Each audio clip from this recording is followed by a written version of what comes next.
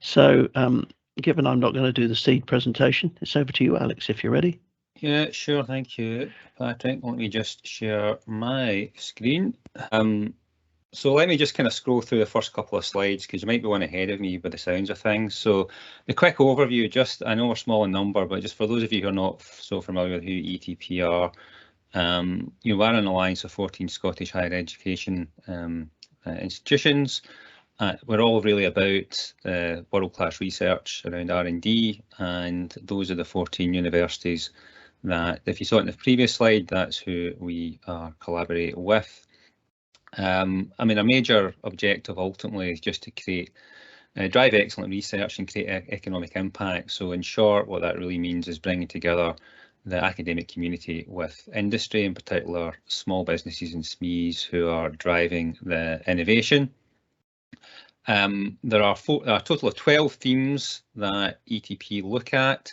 Each of them has an equivalent of me, Business Development Manager. I won't talk about them in any sort of depth, but it's really just to highlight that we have the breadth. And of course, as you would expect, there are crossovers and synergies between some of those themes as well. And transport or zero emission mobility is one of those. So for example, we have a hydrogen theme, and the hydrogen theme crosses over quite well with the zero emission mobility.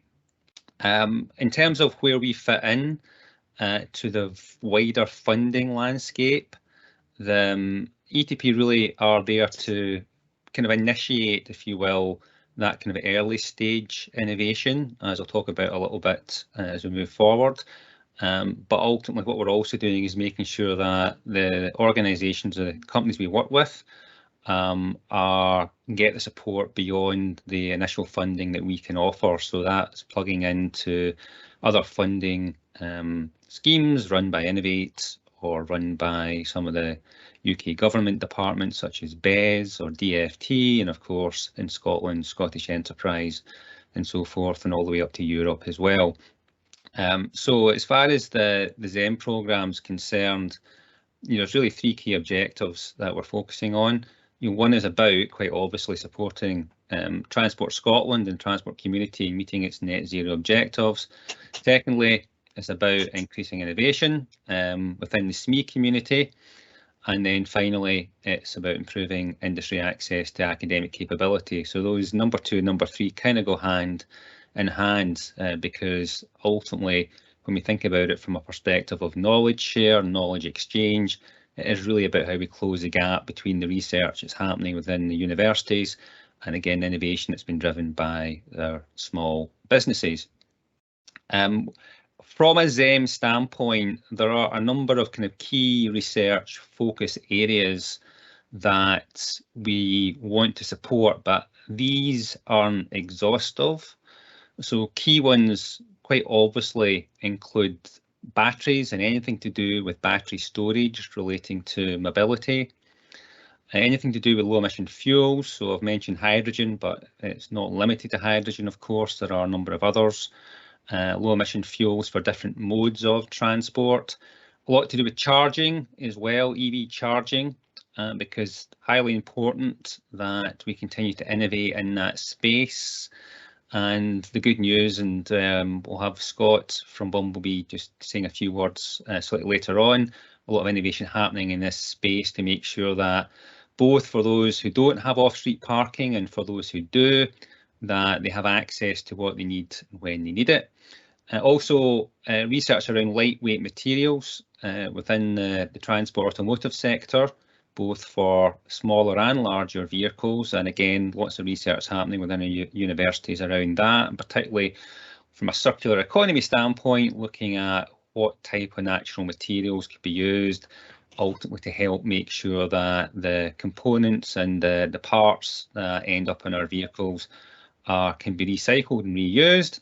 And then finally, a whole variety of components and subcomponents that are going to go into our vehicles as well, and that includes motors, actuators and heat pumps and so forth. So quite a lot of different research areas, but again, not exhaustive. In terms of the programme, the ZEM programme has what I would say is three key pillars. Firstly, there is the engagement fund, which is what I'm going to talk more about shortly.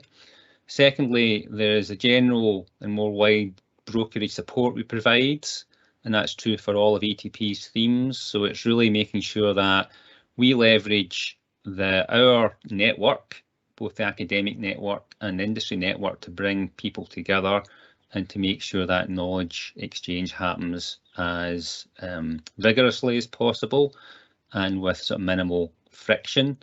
And again, that makes sure or includes that we are leveraging not just the RDAs like SE and HI and SOSI, but also the various facilities that are available to support innovation around zero emission mobility.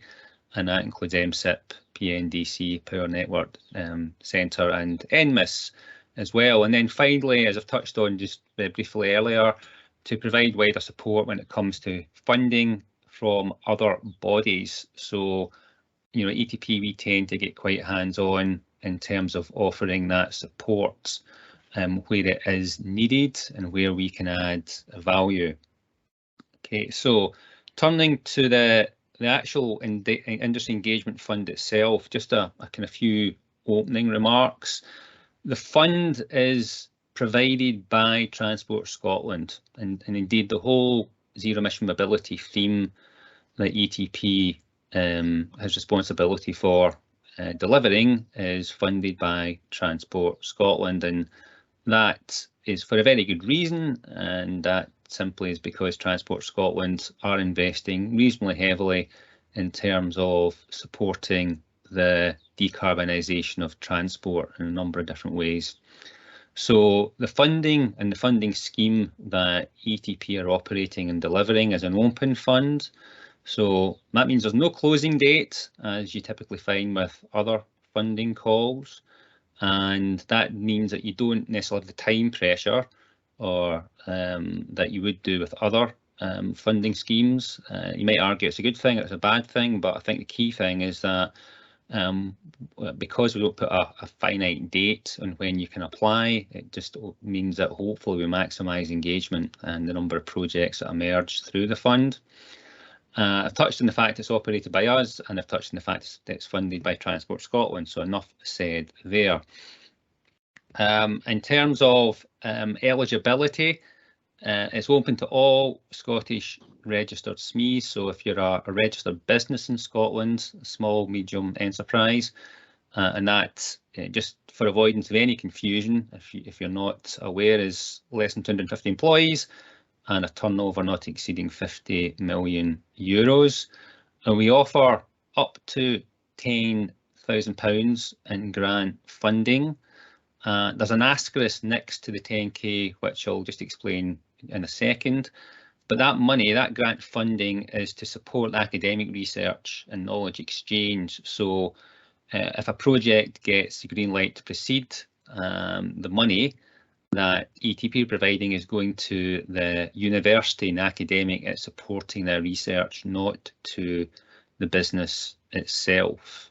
Okay, so sometimes there's a bit of confusion about that, so just to make sure that's really clear.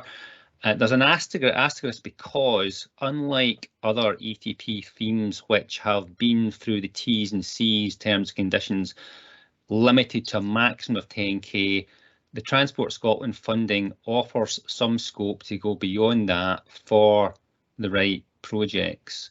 So if you're putting an idea and a proposal forward and we collectively agree, and by we what I mean is ETP and Transport Scotland, believe that it merits providing more than the £10,000, then that's something we'll definitely look at. Now, just to be clear, we're not talking, you know, 20,000 or 30,000, we're probably talking a few thousand more than the 10, but there is some flexibility there. And then final point, again, it's also an important one in terms of, well, what do I as a business need to put into this? In this case, it's 30% of the total project costs in cash or kind. So just to give you a very brief worked example, if you were asking for £10,000 of grant funding, that would equate to just over, I think it's 14,300 as total project costs, which would mean that you as a business would be putting in about 4,300. Okay, so that just gives you a flavour of what's on offer. In terms of the support you're going to get and the process itself, I think important that we, and I specifically, will provide end-to-end support. And that includes, if you haven't already, identifying a suitable academic partner for your project. But it also includes helping you with the development completion of the application. So again, I'm very much aware that with lots of other funding calls out there and funding opportunities, sometimes it can feel like if you're a small business, you're left to your own devices to do all of the grunt work, the legwork to fill in the application.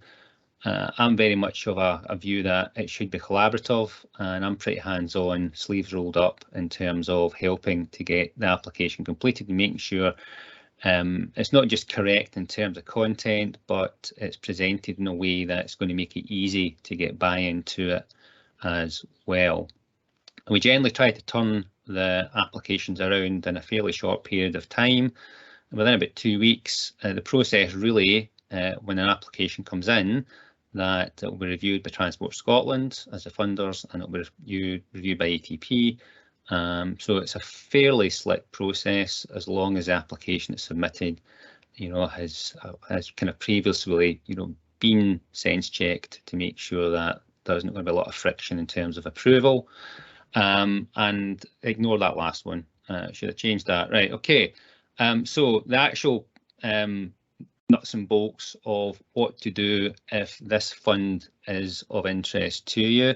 The first step is to submit an expression of interest, which can come directly to me, and that really just asks that you provide a brief couple of paragraphs overview of what your idea is, what your proposal is, enough for me to be able to grasp it, and then secondly to come back and set up a one-to-one discussion with you just to gather more information.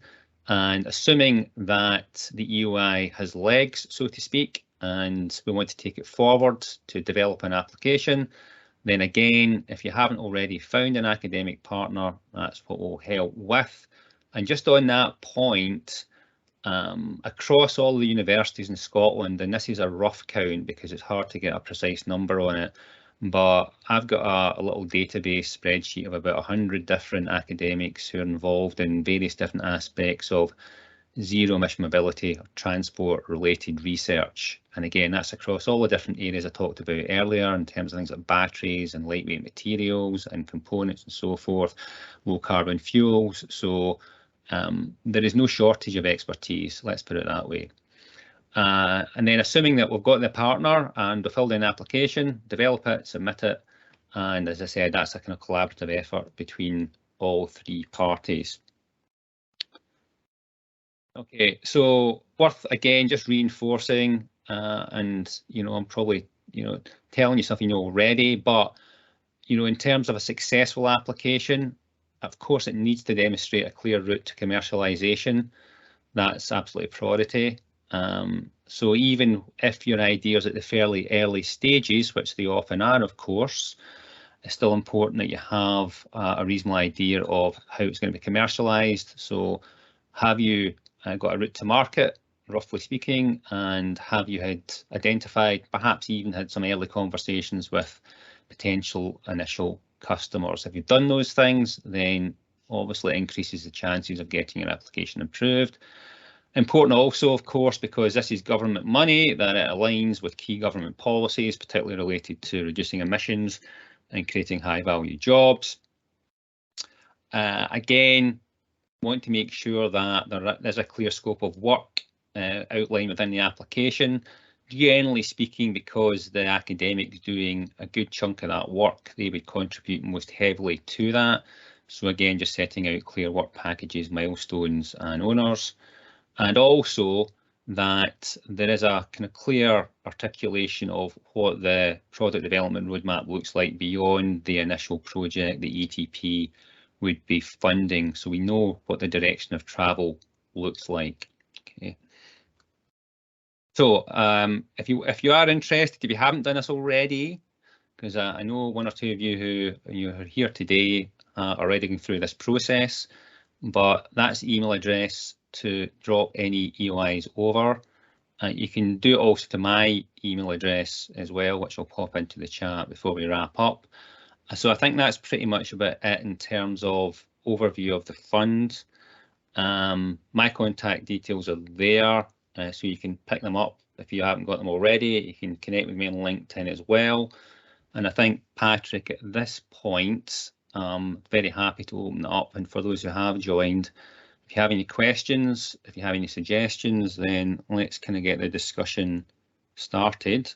And yeah, Alex, thanks for that. That's great. There's not much in the chat box at the moment, except there is something fairly significant from Ellen from KR Group, who's you can read it yourself, but I'll call it out for those who haven't opened it yet. She was under the impression that the presentation was how to secure funding for SMEs to move to EV solutions, but she comments it's mostly about SMEs collaborating with an academic facility to develop research. Now, I know the answer to this, and I think you covered why the funding has to be with the university. So open to you again to Ellen in the clear. So yeah, I think Ellen, thanks for the question. So I think the ETP, our kind of core reason d'etre is to accelerate and strengthen research between or innovation and research that leads and supports innovation between Scottish universities and the industry, and particularly small, medium-sized businesses. So that's how ETP are funded by Scottish Funding Council. So that's the job we have to do. So, and that's the rules that we play within, I suppose. So appreciate, of course, there are other ways and means of achieving some of the outcomes you're probably looking for, but that's our that's our core focus. It's a bit of our USP. So yeah, unfortunately, we can't really stride or step outside of that in terms of doing other things. Otherwise, we wouldn't be able to be funded. That's the kind of nuts and bolts of it. Yeah, I think it's because the Scottish Funding Council have the funding comes from the Scottish Funding Council, who support the university sectors, not SMEs. It's not Scottish Enterprise Funding, for example, but it does encourage universities to support SMEs through knowledge transfer.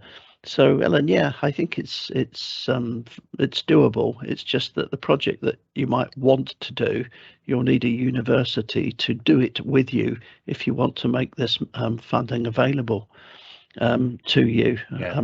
I can see a couple of people typing away at the bottom, but I can't see the questions coming through. There's something that I used to value very much when I was at universities using ETP funding. ETP, it's not a grant, is it? It's a project. It's funding for a project plan. And when I used to fill them in, I got on the very nice Gantt diagram and model a spreadsheet to complete from ETP itself through the project manager. Do you still require that for a ZEM funding application? Yeah, I mean, there's a level of detail there. So yes, when it comes to the application process, there's really two documents that we need to complete. There is a kind of Word document application form that, again, I just briefly touched on it, but asks for certain information related to the company, related to the project in terms of what type of project it is, what the outcomes are going to be, how it aligns with Scottish Government policies and so forth. And then secondly, we have it's just a little spreadsheet, but it's a way of making sure that we are locking down what the cost of the project are going to be and how those costs are split between the university and the business, and ultimately how many hours the university academic researcher is going to be working the project and how many hours the representative from the business is going to be working on the project. So yeah, so it's not onerous, I should stress, and it's something that I'm very much hands-on and supporting as well, but that just makes sure we've got all the details we'll need to make a go or no-go decision on the application. Okay, Alex, thanks for that. As a comment from Brian, he's a director at Ethos Environmental. He's looking for some help with pitching a project, understanding what TRL level a project should be at. I guess you might want to be thinking about manufacturing readiness level as well at this point. Yeah, and Brian and I have exchanged a few emails in terms of how ETP could support Brian and his idea. So that's you know, so that's something we're making sure we help with, because generally speaking, ETPs, the support we provide from a TRL, technology readiness level standpoint, tends to be lower down. It tends to be around between really the 2 and the 4, depending on how evolved the idea is before they engage with us. So yeah, so as I say, Brian and I are having sort of offline chats about that. So not typically university type research, but calling upon the university expertise to take it forward. Yeah, so you know, the whole name of the game here is commercialization. Okay, so this isn't research for the sake of it. This is about working and helping, taking advantage of the expertise that's available in universities, but applying that expertise in a very focused and deliberate way to support commercialization of products. So that's why, you know, we're not interested in just, you know, giving money out to do research that doesn't go anywhere. You know, the money that we've got on offer is about, you know, it's very much directive in terms of helping the business to move forward, you know, with their sort of product innovation. Thanks. I might just, Patrick, I know Scott from Bumblebee's joined today, which is very kind of him, because Bumblebee applied for funding through ETP a little while ago and have been successful, and asked Scott if he wanted to join and could join today, just to say a few words just about the kind of process experience of working with ETP, why they applied or why they spoke to us in the first place, just to give everyone a flavour for those of you who may be, you know, considering having a discussion with us and applying for funding, what the process is like. So Scott, I know you're still there, so maybe if you want to come off, put your camera on and just say a few words, just to kind of share what your experience has been, the good, the bad and the ugly. Yeah, no worries, no worries. Good morning, everyone. Yeah, it's Alex. Can you hear me okay? Yeah. First of all, okay. Yeah, I'm back on. Yeah, as Alex says, I am from a company called Bumblebee EV. We are based in East Kilbride, and we supply and install EV charge points. We supply domestic and commercial, and we have done for the last 3 years. We've been, you know, entrenched in this industry, as I say, for the last 3 years, and we've kind of seen a lot of changes, and we felt as though we wanted to be part of these changes. So we had conceptualised a product that we wanted to develop to take to market, basically in the UK and across Europe initially. So we went down the kind of the usual routes of looking at funding and support. Our project was a hardware project, but it had a software piece to it that we needed support with also. So I started, you know, about a year ago, looking down all the kind of usual routes, you know, Innovate UK, and just going around, you know, Business Gateway, Scottish Enterprise, just everywhere I could to find, you know, some public funding support or government-backed funding support. As with everybody's experience, it's a very, very difficult thing to achieve.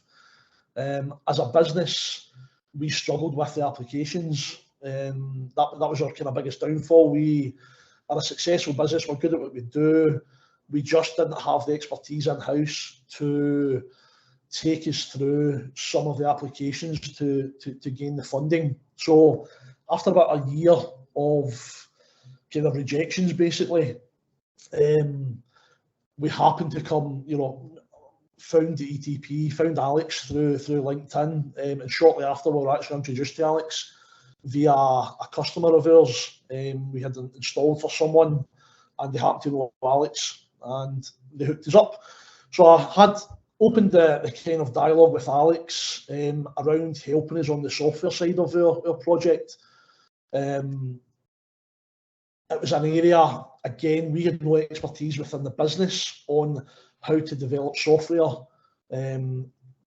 for EV chargers, basically. So we were kind of fumbling about in the dark there. So from the minute we engaged with Alex, he's basically held our hand through the full application, introduced us to the fund, took us through, ran through the presentation that you guys have just seen, understood exactly what we were trying to do. You know, it was almost difficult for us to convey what we wanted because of the lack of expertise, but Alex kind of helped us with there, and brought the kind of right people to the table for us. So yeah, we kind of got to the point where we knew what we wanted to do, we knew what the project, what we had to yield from the project, and Alex basically took us through the funding application. As I said, we must have done 20 to 30 applications on this project, got kind of nowhere, and Alex was the first one that actually helped us through it. So can't praise Alex through it. Took a couple of weeks once we started the application to actually get through it. Alex helped us, we chipped in some of it, and our external expert that's helping us with the project, he chipped in some of his expertise into the application itself. And yep, about a week after we submitted it, Alex came back with the good news that we had been awarded the maximum that we'd went for this particular project. As Alex said, there's some time that we have to devote towards the project. There's a commitment there from us.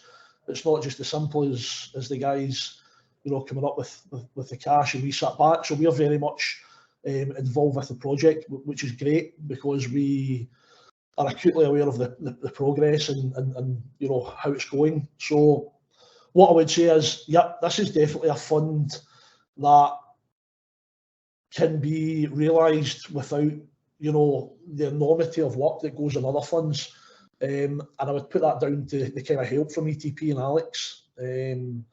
We probably wouldn't have got through it, or I wouldn't have applied for the fund, to be honest, if I hadn't spoken to Alex and saw the presentation and all that kind of stuff. So yeah, it's been a massive help for us. Since we had Alex help us on the software side, we have been able to use that kind of application as leverage, and we've secured funding for the hardware side now as well, from elsewhere. But the input and expertise that Alex had helped us with, we as I say, we leveraged that against the hardware funding, which is now in place. So yep, can't thank Alex enough, and certainly the guys at ETP. It's been a fantastic fund, and it's certainly helped our full project get underway. So highly recommend engaging with the guys. Oh, thank you, Scott. You didn't need to see all that. Yeah, we hadn't rehearsed it either, had we? No, I hadn't. That was off the cuff there, Alex. Off the cuff as well. Anyway, that's the way it's worked out for us. We struggled massively with funding, and it was only once we engaged with you, Alex, that we actually, saw where we were going wrong. I had looked at consultants and all the usual stuff, bid writers and grant writers and all that kind of stuff, which can cost a lot of money. And I was on the verge of engaging with that, but yeah, you've obviously helped us massively over the last few months. So, I mean, the moral of the story, I suppose, and it's something I'm sure if you're running your own business, you're very intimate with, is that, time very much is money, and time spent searching around to try and find the right support, the right funding, is time that you're giving up that you could be using for other things, right? So that's nuts and bolts of it, folks. So, that's why I passionately believe if you come to me, I will make sure that, we might not be able to fund you, but we'll make damn sure we have a good try at it in terms of understanding what you want to do, finding the right academic support, and getting you together. And as I say, and Scott will hopefully testify to this, I'm fairly, again, sleeves rolled up when it comes to helping to develop an application. So it's not just throwing it over the other side of the tennis court, so to speak, and saying, well, come back to me when you've got it completed. It's I will help you step by step through this process, because ultimately that's the only way that we help companies, not just like Bumblebee, but others who are at the earlier stages of the journey to actually get to a point down the road where they have been able to commercialise their product or their service. So that's why, you know, for me, I'm quite passionate about making sure I offer, you know, my own time to help you through the journey. Well, thanks, Alex.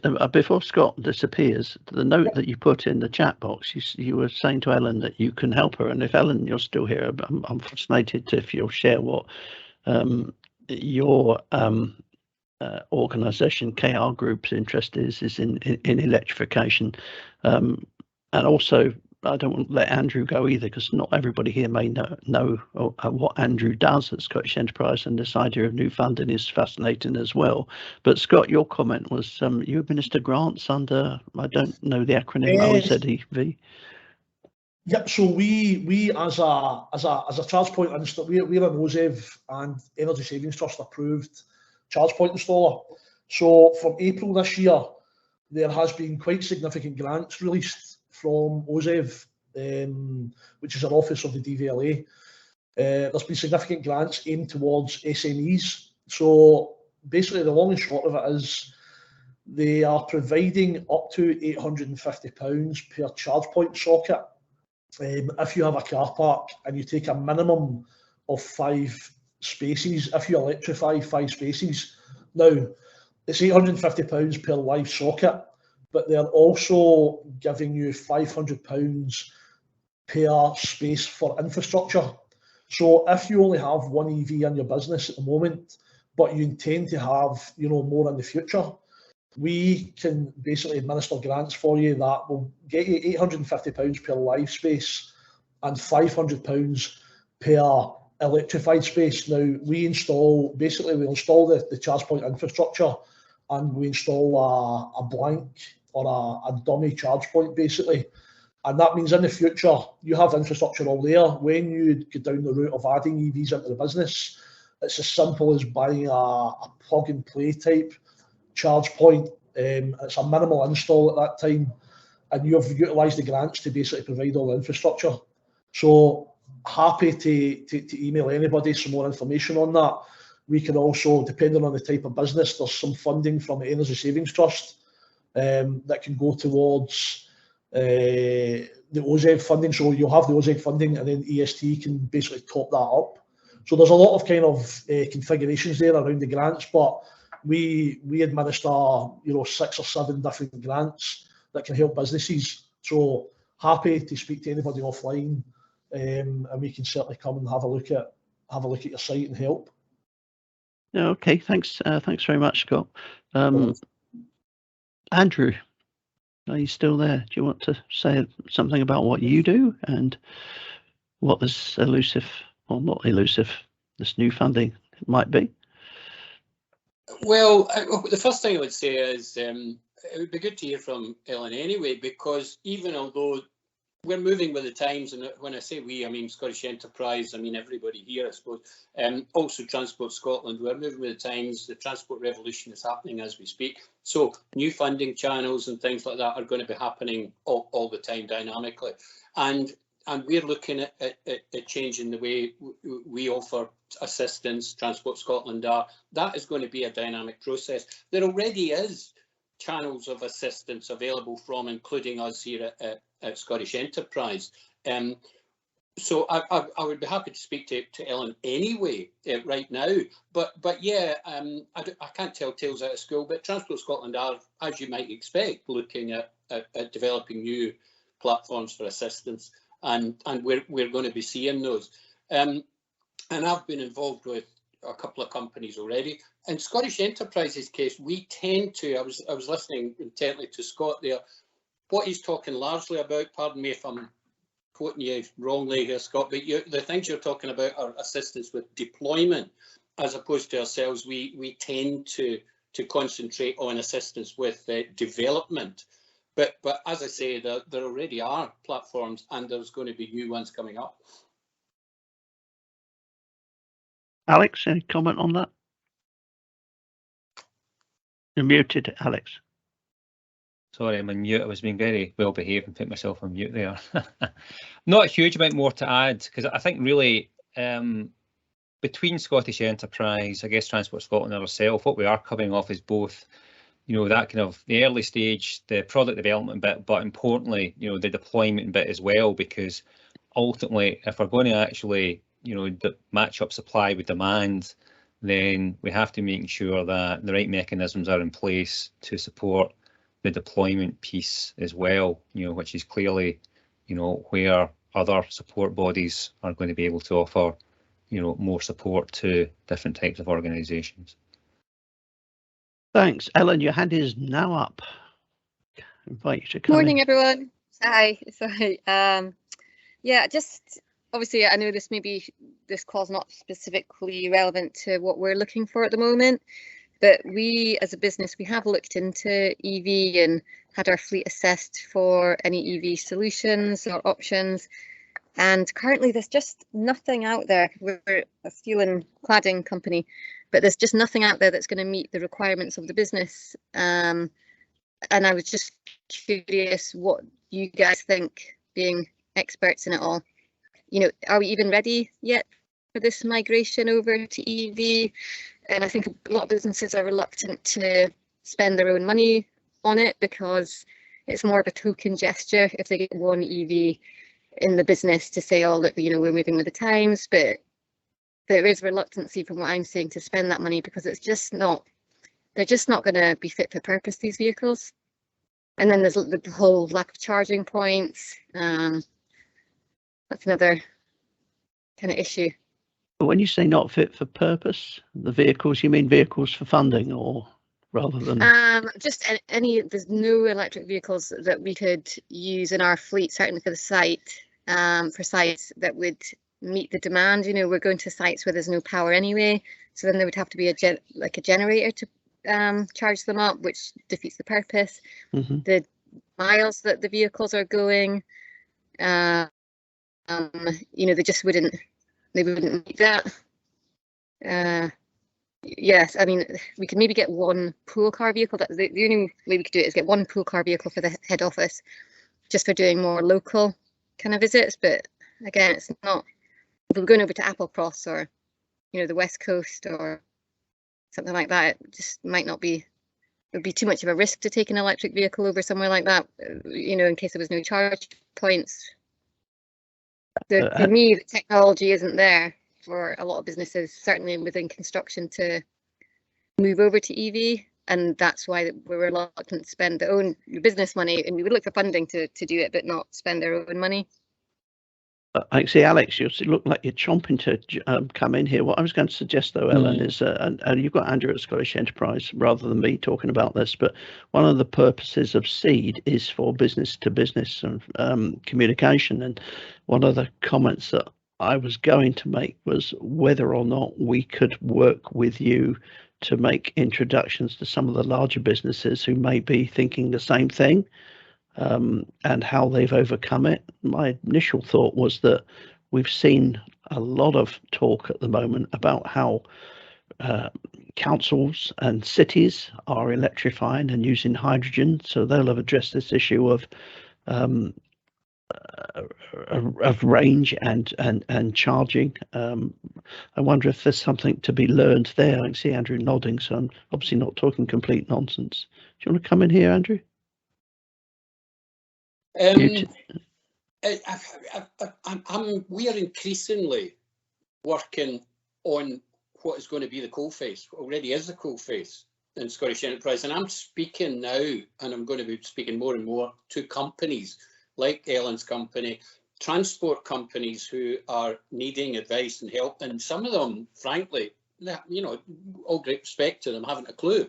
And nor should we expect them to have. So we are starting to field a lot of questions just like Ellen's, and we are at the start of this, as I said, and in many cases there may not be solutions at the moment. I mean, I'm working, for example, with forestry. Now in forestry, their vehicles are split up into two categories. One on-road thing, the trucks that you've been stuck behind going up the 82, which is on road. It's a truck, it's a standard tractor and trailer configuration, which is one thing. They've also got in-forest vehicles. And if you want the extreme end of technical and commercial difficulty in decarbonising vehicles, there you have it right there. I mean, that's extreme, and there just isn't a technological solution at the minute.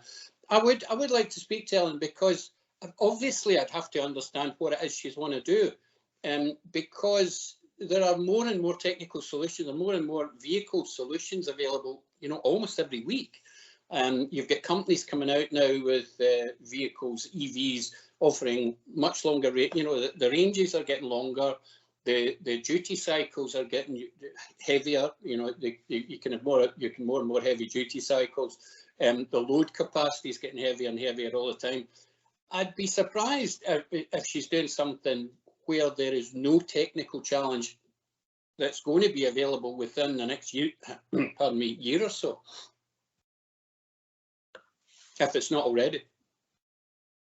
It's a shame we don't have Daniel from HV Systems here, because obviously that's a space that they're working in. Well, what's Shivers and Brothers thinking about? What was your pointer for coming here? Were you interested in what's available for as the business who thinks about electrification? Yeah, so I was morning, everybody. First of all, I was just exploring various options. As I say, I was more just sitting in and listening and sparking ideas. I'm fairly new into this post. I work within the warehousing team, but obviously we're shifting vast amounts of casks effectively and wood all across the north and south of Scotland. So obviously, of course, as a business, we're looking at ways to make that A, more efficient, but B, greener as well. So as I say, it was more just a sparking ideas for me than anything else. Okay, well, thanks for that. It's such a small group that I know, Mike, you're coming from an academic perspective, slightly academic perspective. So will Willem, he's posted something saying Scottish Van and Truck Solutions are just around the corner. I think what you're suggesting is that technological advantages and developments. Hi, yes, but I don't want to plug the work I'm doing, so I think that's the point of the point of these things, to encourage one business to talk to another business. Yeah, well, the main solution we're working on is using a liquid fuel to fuel a fuel cell for vans and trucks for longer range, and that's the technology is now ready for market, and we just need to find a way to integrate it into the processes and systems locally. So that's why I'm here. Obviously, Alex has been a great help so far. Mike? Yeah, well, we had a recent project which finished on hydrogen-fueled heavy goods duty vehicles on energy management. So I've been two minds about this one, because on the one hand, I think the future will be battery stroke hydrogen, etc. But on the other hand, we have to be pragmatic at the moment, and I can imagine that there are companies that will have problems. However, we've been talking to, as you said, HV Systems, for example, where they seem to be rolling on extremely well with vehicles of reasonable weight and distance, and there's also companies like Alexander Dennis, etc. So Emergency One on the fire engines. Yeah, but at the moment, I'm sure it's right that it's rather impractical. We're still developing the things, and maybe in 5 years it would be easier to have a conversation about getting something being done quickly. At the moment, I think we're still going down that road of development, I'm afraid. So sorry, I'm wearing my two hats, one representing a university company and one representing the university centre. On the one hand, I'd like to be more enthusiastic and say next week we'll be able to solve your problem, but with my company hat on, I have to be more pragmatic, I think. And Alex has been very polite. He's put his hand up for his own webinar. I know, honestly. Where's my manners? So, I mean, a couple of points. Just going to build on what Michael said. I suppose, it's important we distill a perception that, there's a lot of research needs to happen, and a lot of that, of course, is happening, through universities, and it's important that happens. But it's not, you know, to ignore the fact that stuff is happening in terms of getting more commercialised. I think we've talked about that. Stuff is happening, and also the fact that the challenges we're facing in Scotland are the challenges that the whole world's facing. And yeah, okay, there's maybe some countries a little bit further ahead than we are, but this stuff, you know, some of the stuff we're tackling here is challenging, and it does take time.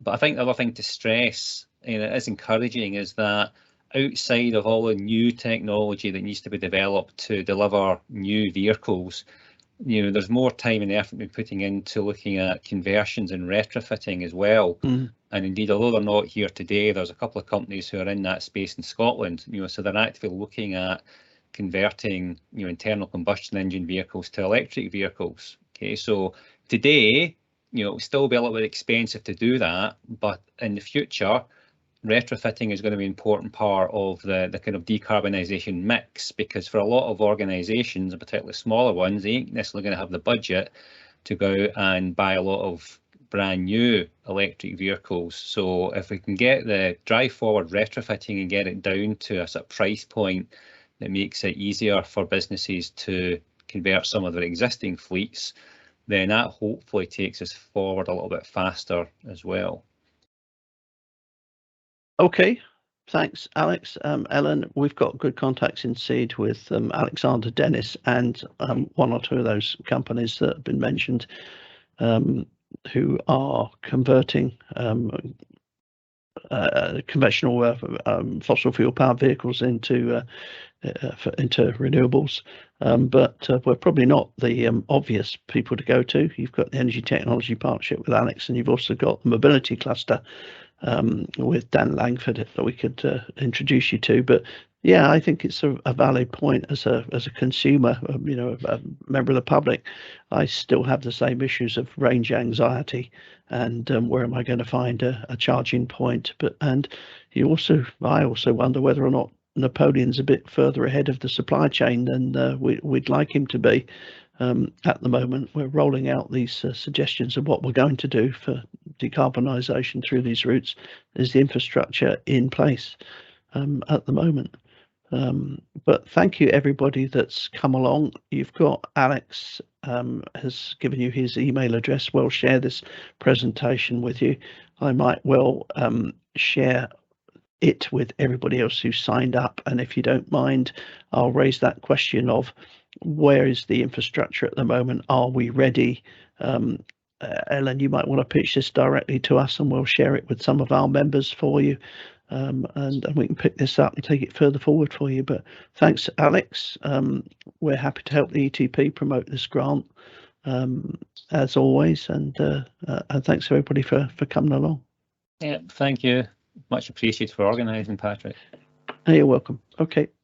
Bye-bye, everyone. Oh, Andrew, is your hand up? Is that your hand up, Andrew? It was, but I don't want to keep everybody back. I was just going to try and end on a kind of uplifted note. I personally, I'm very bullish about zero emission vehicles. I think the revolution is going to happen far sooner than most people think.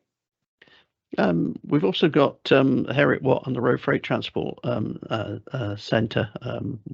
They're possibly useful group to get in touch with. They'll be in touch in terms of where movement is in terms of freight and construction. But okay, enjoy the rest of your day, everybody, and do get in touch with us if you think ETP and Seed can connect you to other people in the sector. And thanks very much.